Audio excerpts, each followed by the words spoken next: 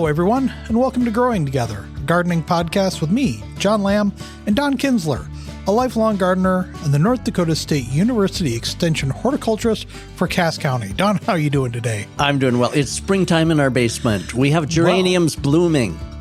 I mean, it's kind of miserable outside because it's late January and it's bitter cold. But my geraniums think it's spring. They are blooming. They've started full blossom. Big, beautiful blossoms. They're under lights, LED lights in our basement where we overwinter them. And of course, the goal is to take them back outside in May, put them in containers, and life goes on wonderfully.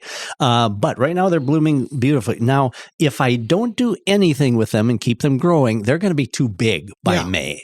Okay, then they'll suffer transplant shock and start going downhill. So about the 1st of May, I will take off all the blossoms. Okay. It seems like kind of a shame, but I'll remove all the blossoms, all the buds, pinch them back a little, 1st of May, and then they'll get growth spurts. And by May, then they'll be just ideal. So anyway, I'm enjoying being in the green, down in, I said greenhouse, didn't I? I started, I'm being down in the basement, which is kind of my greenhouse. And so I've been enjoying it. So I can ignore the bitter cold outside.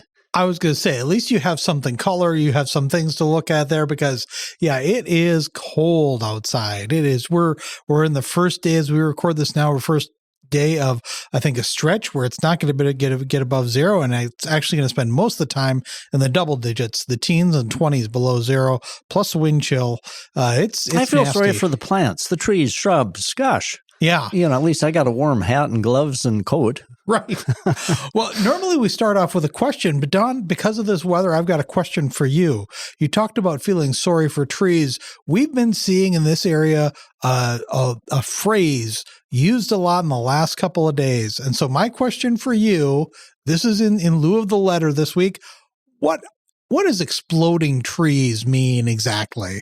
We've seen this. It's been all over social media. On social media, and it's coming from the news, from some kind of valid places. I've seen a couple of our local meteorologists have talked about exploding trees.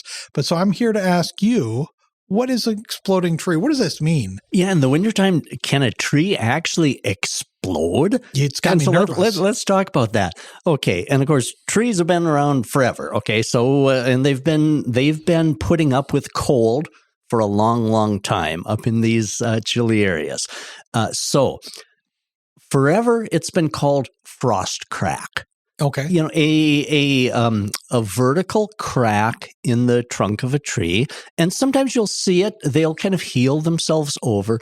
Okay, so what causes this in bitter cold? According to the foresters, a bitter cold causes kind of a contraction or contortion of the wood of a tree, maybe a little bit of expansion of the sap or something. So you can kind of picture that little bit of maybe contraction, an expansion, twisting, and the wood kind of almost pops. It cracks.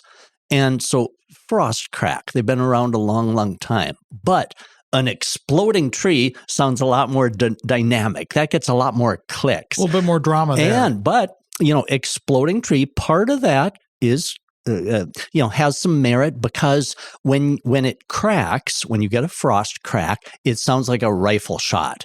So you hear it. And so, the tree doesn't literally just explode like it's stuck dynamite underneath it.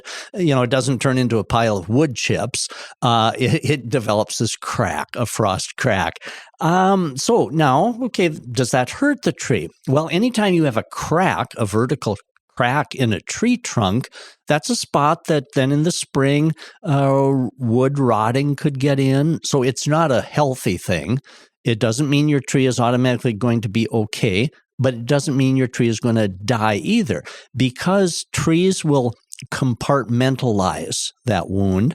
So it's quite common in forests to see this vertical trunk and where the tissue is kind of rolled over and healed that way. So the tree can compartmentalize and kind of heal that area.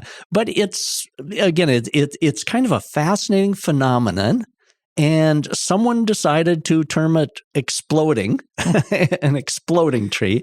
And so, the less dramatic is frost cracking. Well, you're talking about the sound there, which kind of gives it its name, is that the cracking sound can sound like a rifle shot. Definitely. Well, and in winter, any kind of sound is amplified and sharper. Oh, that's right? true. Especially on bitter cold nights when this would be happening. Still, calm, bitter cold. Exactly. That would just echo. So it really would resonate. Yeah. Oh, definitely. And so a lot of this probably happens during the bitter cold of the night. I suppose during cold days it could be, but you don't have to worry about standing next to a tree when it explodes. It's not going to hit you. There's no danger of wood shrapnel or anything exactly. like that. It's not going to break your windows out or anything like that from shrapnel. And so, but it's an interesting phenomenon. Yeah. Well, good that we can kind of. But it's been all over. I've gotten emails about it, and I've seen the chatter on social media. And so it's kind of fun. It has really caught people's attention. It has brought the somewhat boring frost crack to a whole new level. Well, so if people have questions for you, whether it's about frost crack, exploding trees, or like you were talking about growing things inside your house, what's the best way to reach you? Send us an email, donald.kinsler, KINZLER, at ndsu.edu.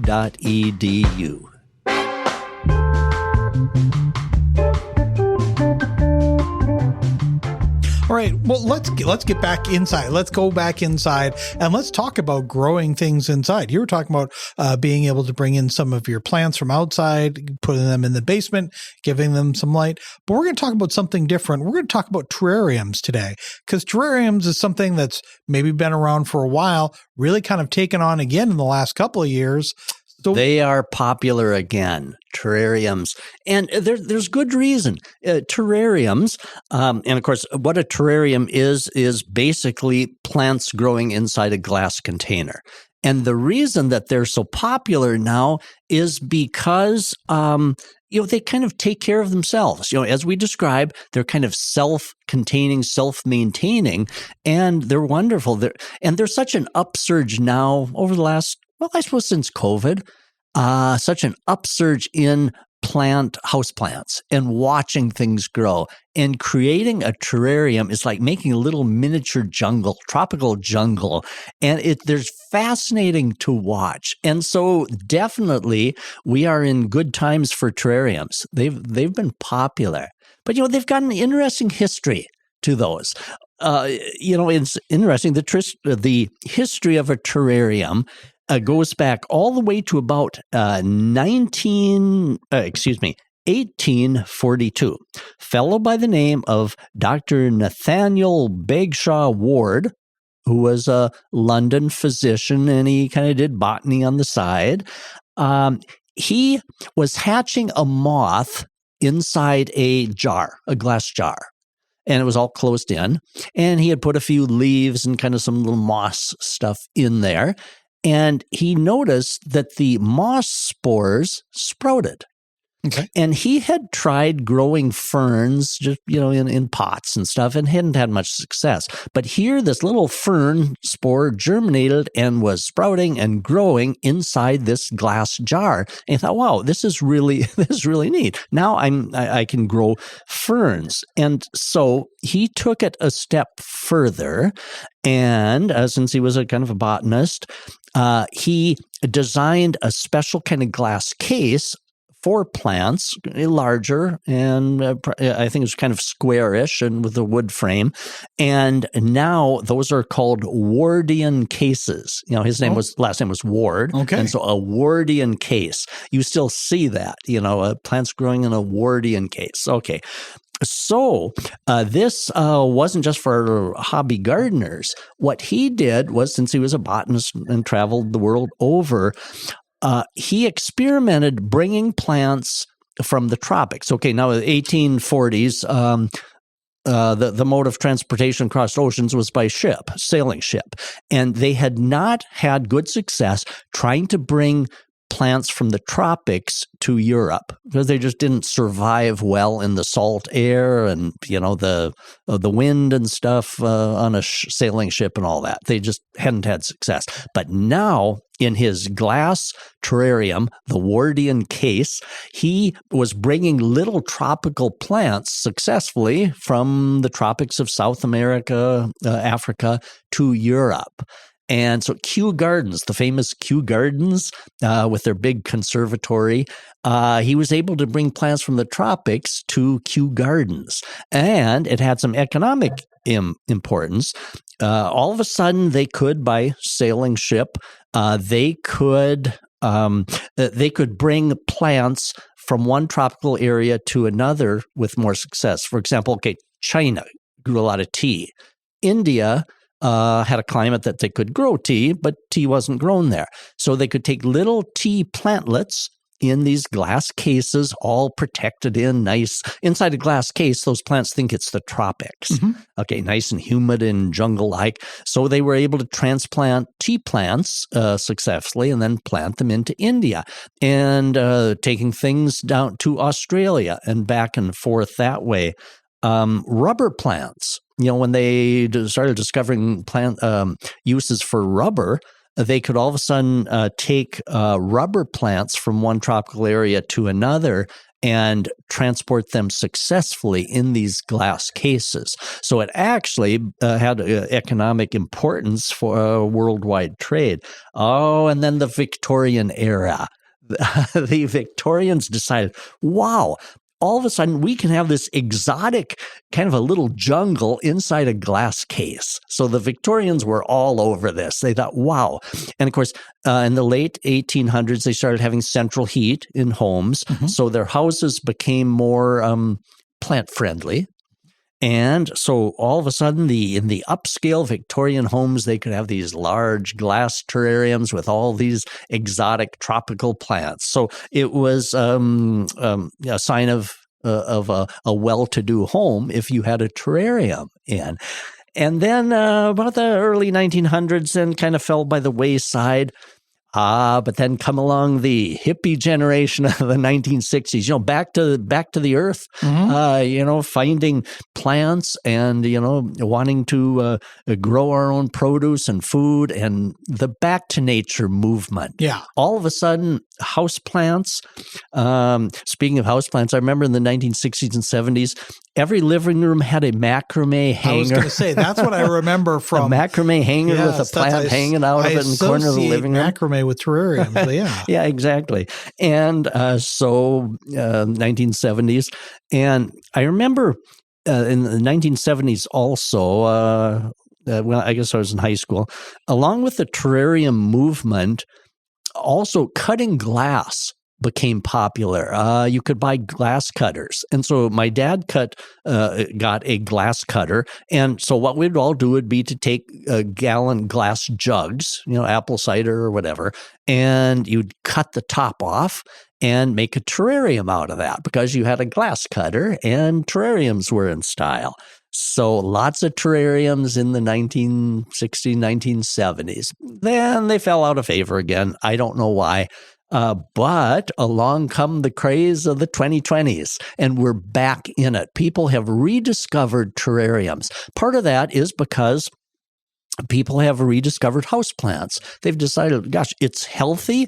The plants add to the atmosphere inside the house, and it's just fun to watch things grow. The other thing that I really appreciate and that has added to the terrarium boom is all the new plants, the house plants. There's a lot more house plants available because the plant breeders have been prolific. They've introduced many new plants that are terrarium friendly, things that don't grow so big and so rambly and that will stay put in a terrarium. So I've noticed that some of the local garden centers, they'll oftentimes have a section in their house plants called terrarium plants. Things that just do well. So it's the terrarium has had, has had a fascinating go of it, and I'm happy that they're popular now. I had to look up the origin of the word terrarium.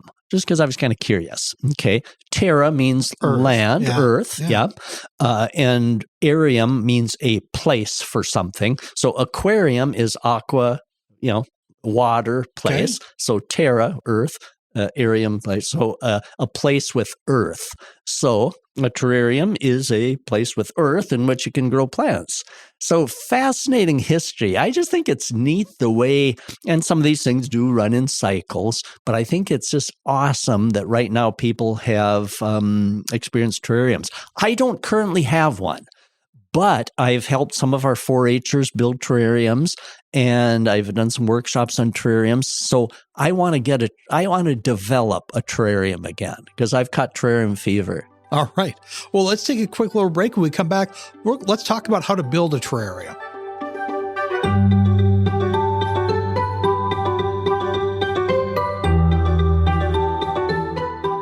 Get 6 months of local news for just $2. You get unlimited access to the news and information you need to stay connected to your community.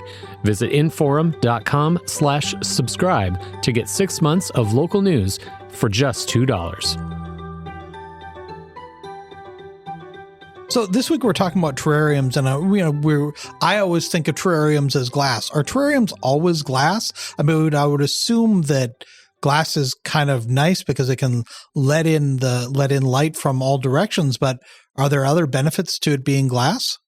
The main thing is that whatever container that is used, that it lets light in. Okay. So glass, of course, is kind of the natural. It could be plexiglass, anything that's clear and not tinted at all, but clear that would let light in could function as a container.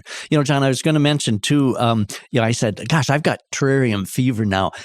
We discussed how the Victorians loved their terrariums. They actually had developed a special term for that popularity. It was called terradomania. Oh. So anyway, I guess I've caught terradomania. Well, I guess count the day lost, you don't learn something new. I've got a new word. I've caught terradomania. I want a terrarium. Well, I hope that that's a healthy thing to catch. Yes, I think it is. And hopefully creating a terrarium here is going to be the solution for that. So how would you go about building a terrarium? How would you go about starting a terrarium? Well, the first thing is to get a container. I've noticed garden centers have a selection of different types of containers. Now, the first thing to do would be to choose whether you want an open terrarium or a closed terrarium. Now, a closed terrarium would be one with a lid on it. And of course, that's going to become a self-contained little jungle. The humidity is going to remain in there. It will, the water will kind of condense on the sides. It will self-water itself as that condensation kind of drains or drips down again. So that is wonderful for plants like the jungle. Tropical type plants, little tropical type houseplants, ferns, things like that kind of like that. Or the other choice is an open terrarium. An open terrarium would be like an aquarium or a fish bowl that doesn't have a top on it, that the container is going to stay open. And that would be ideal for plants that like it drier. Maybe succulents, desert type, cacti, they can go in a terrarium, but that would be the open type terrarium. So when you're looking for the different type of containers, almost anything glass or plexiglass could work. So, a mason jar, a canning jar, a quart jar, there's not going to be room for a whole lot of plants in it, but almost anything that's clear like that. If you want a closed container, you can always just put a plastic wrap over the top if it doesn't have a lid. But it would be nice to, when you start off, maybe a big gallon glass jar. I've used those. One thing though, to make sure you can fit your hand into the opening. Okay. So that you can locate the plants. Unless you want to do like a ship in a bottle. That kind of thing. Yeah. So make sure you can kind of get your hand in the opening of the container to locate the plants. Well, how about something like like a decorative cake stand or something like that you can find at a thrift store, something like that, where it has the lid that you can kind of lift right off? Yeah, as long as because we've got one of those sitting on a shelf. It's a very nice glass cake container, but we never use it. Gosh, now you got me thinking. As long as whatever the base is would hold soil enough. Okay. But that idea of that big glass dome over that, now you got me thinking. Okay. Maybe I'll repurpose our unused glass cake thing. It would certainly be easy enough to clean off if it doesn't, if you decide to heat it would, yeah, exactly. And so almost anything, see, none of the terrarium, excuse me, none of the terrarium type containers have drainage in. So, opposite from regular houseplants, we're not looking for something with drainage. We're going to create some drainage within it.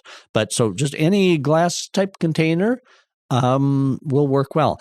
So again, if you're looking for kind of a little jungle-like atmosphere, it helps to have something with a lid on it so that you can kind of create that humidity type atmosphere in it.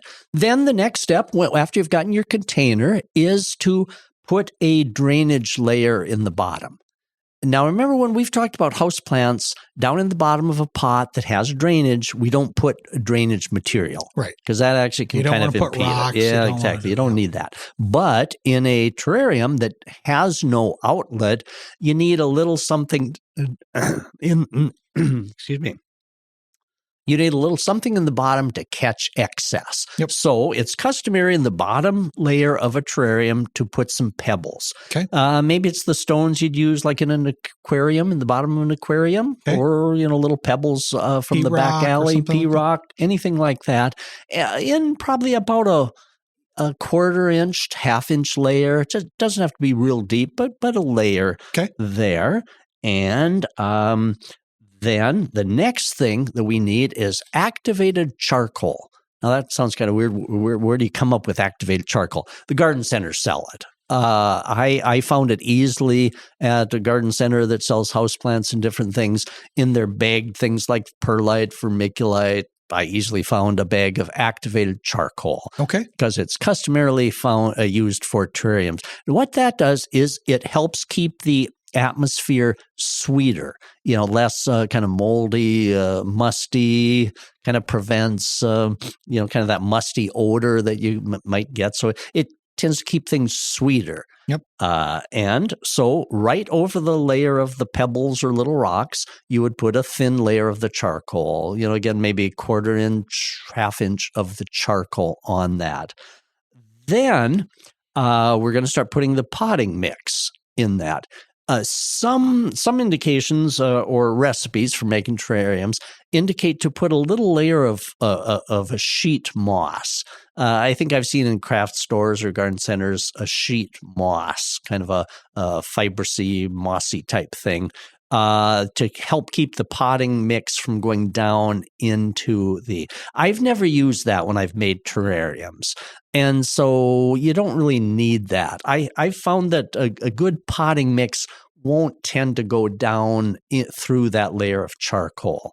So potting mix, a good high quality potting mix that you would use for your other houseplants is ideal for a terrarium. But be sure that you moisten it down the day before. We don't want to put dry potting mix into the terrarium, because when you go to water it, a dry mix will just kind of float around. Right. So the day before, pour some water down into your bag of potting mix, stir it around good, close up the bag, and then the next day when you go to use it, it'll be nice and mellow and moist, and it will re-wet much easier. So a good high-quality potting mix, again, you get what you pay for. A terrarium is going to be in there a long time. Now, when I say in there a long time, do you know that there's a gentleman, we even have his name, David Latimer. He is famous because he started a terrarium in 1972. So that's what, 40, 50.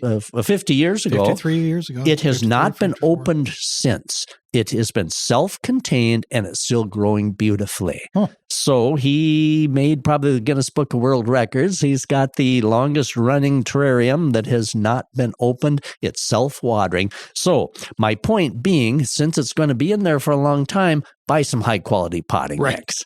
And so you add the soil, get that in there in your container, and it should probably be around 3 inches deep because the plants are going to need some room for root growth.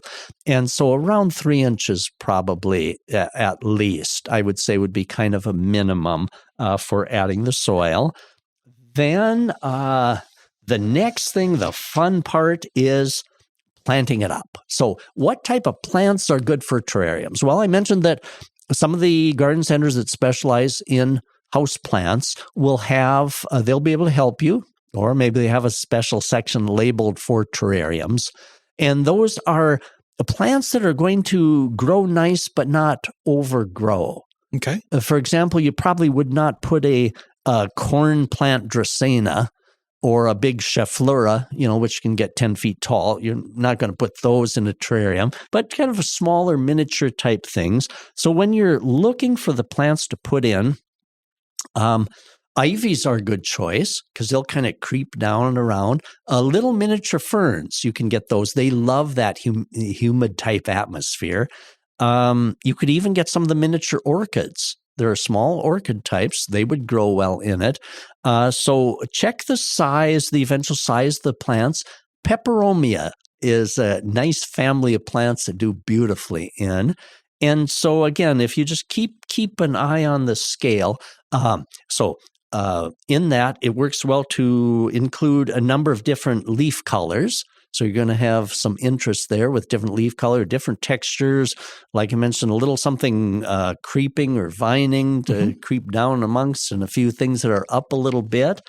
And the amount of plants will depend, of course, on the size of your terrarium. But you can space those, maybe not quite touching. If it already looks full, it's probably too crowded. Okay. So give them a little bit of space in between.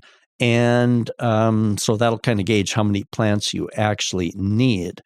And then, so for the actual planting, you've already got the potting mix in.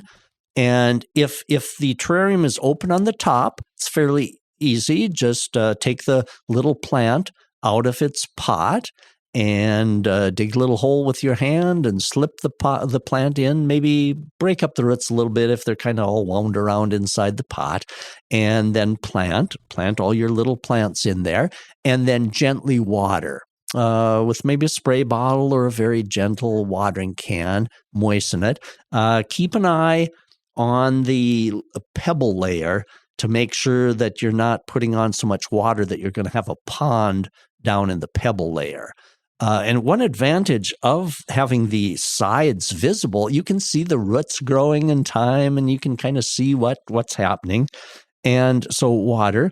So it's easier if the terrarium is open on the top, easier to do things. But it's kind of fascinating to have a terrarium on its side, such as a big glass jug, and turned on its side. The last one that I made was like that. I actually have it in our exhibit at the Red River Valley Fair. Each year at our extension table, I have this. It's actually in the design of a pig, and the pig has a big glass pig. And you have to see it to believe it. Yeah, come out to the Red River Valley Fair in July. So anyway, it's got a mouth just big enough for me. I can fit my hand in. And so that is a big glass jug in the shape of a pig set on its side. You could use a big glass gallon jug, or bigger than a gallon, and lay that on its side and, make it so it doesn't roll around.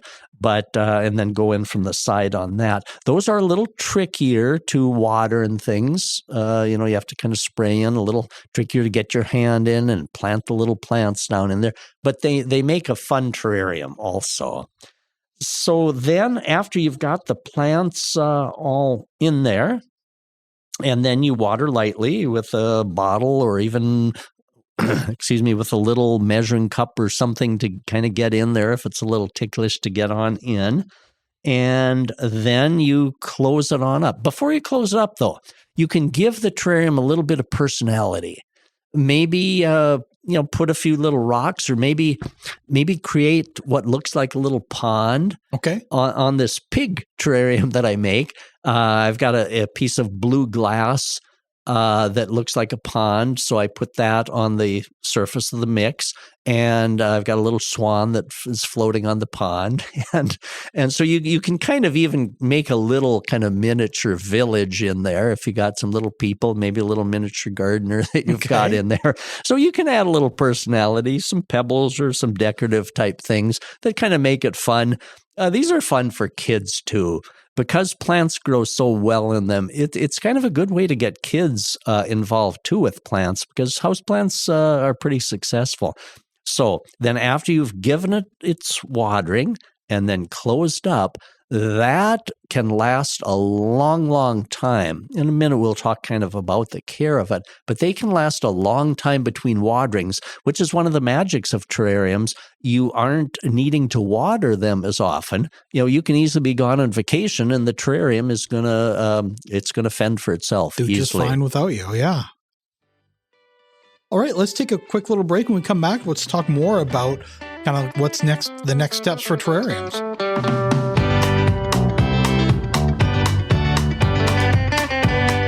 If you're loving this podcast, be sure to check out our full lineup.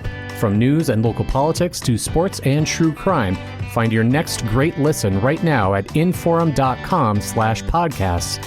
That's inforum.com/podcasts. Okay, we're back, and this week we're talking about terrariums. We're just talking about how to kind of build and get your terrarium started, and we're talking about the what you really need. One of the most important things is the covering, the dome, or whether it's a jar, but it has to be something that's transparent. It's going to let in the light. Exactly. How much light does a terrarium need? I mean, where should we be putting it? Indirect light is best. Indirect light as opposed to right in the middle of a sunny window, because when the sunshine gets in through that glass container, it could cook the plants. It could easily heat up inside, and so kind of off to the side of a window. It's fine to get a little bit of morning sunshine, a little bit of afternoon sunshine when that sunshine is a little more diffuse, but they don't want to catch the full brunt of the sunshine. So you might kind of have to monitor your space a little bit so it gets good light. Otherwise, the plants will get too spindly, but not cooked in direct sunlight. Under lights would be perfect too. If you don't have a window spot, on an end table with a little LED plant light over it would be ideal. I should mention too, African violets do beautifully, especially some of the little miniature African violets inside these. They're jungle natives, and they'll just bloom their little hearts out inside a terrarium among other plants too. So the key for light is enough light, but not direct sunlight. So lots of options there. And as we think about taking care of the terrarium, of course, a common question is how do I know if it does need watering? Well, if you watch the terrarium, it will, after a couple of days, after you assemble it and water it, after a couple of days, you'll start seeing condensation on the inside. And that condensation will rain back down on the soil and the plants. So it develops kind of a self-sustaining little mini environment down in that. If you don't see any condensation and you peek inside and it looks like the soil is getting kind of lighter and dry, then that's a good indication that you're going to have to replenish the water. So with a mist bottle or a very gentle watering can, then to replenish the water, but not so much that that very much would drain down into the pebbles, because it's not going to have really anywhere to go. And so you kind of water, gradually and slowly. And if you start seeing some going down into the gravel, then stop, so it doesn't get overwatered. Is that something that you were just talking about, that if you're looking at it and after a couple of days you're not seeing that condensation form, is that maybe a sign that there's air is getting in there? Could be. Okay. Yep. Too much air might be getting in. It might be a sign that you maybe didn't add quite enough water. to begin with. It might mean that the plants have kind of absorbed if they were a little dry. If a person hadn't watered the plants before, maybe they were a little dry and they're soaking it all up. So, yeah, that is a good indication. So should we crack the lid a little bit to let a little air in? Yeah, I was wondering about that. Like how if you kind of sense that there are great big huge water drops forming on the inside and it just kind of looks like it too, then there's nothing wrong with opening the lid, just maybe cracking it open a little bit, let a little bit of air in, and so you can kind of let the condensation be your guide. Small little droplets are good, but if it's got great big, in comparison, great big droplets forming, then it's maybe staying a little too wet. But again, the gentleman from 1972, supposedly, I mean, I haven't seen it with my own eyes, but supposedly he has not cracked that open. And so now if you do kind of open a little bit now and then to maybe get some fresh air in, I don't think that hurts. But you're going to then have to add some water probably at some point because it's not going to be total self-raining inside there. How often do you need to water a terrarium?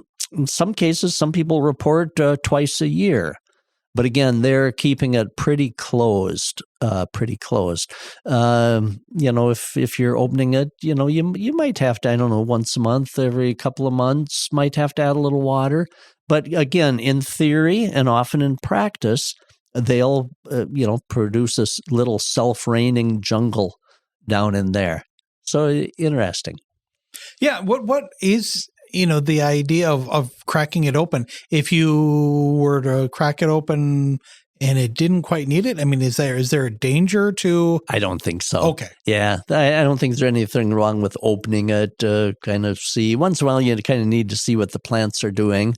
I'd be curious, the gentleman from 1972, I don't know what size. I didn't delve into it to see what size terrarium he has or what type of plants that he's growing in there. But one of the care tips is that eventually, maybe it'll be a year or so, but eventually you might want to do a little trimming of the plants to get in with little scissors or shears and do a little trimming if some of them have gotten too jungle-like. And if some of the things, if they're not playing nice, if you've got one of the types that is wanting to overtake all the others, which can easily happen with some of the ivies, you might want to do a little pruning that way. And so a little bit of trimming.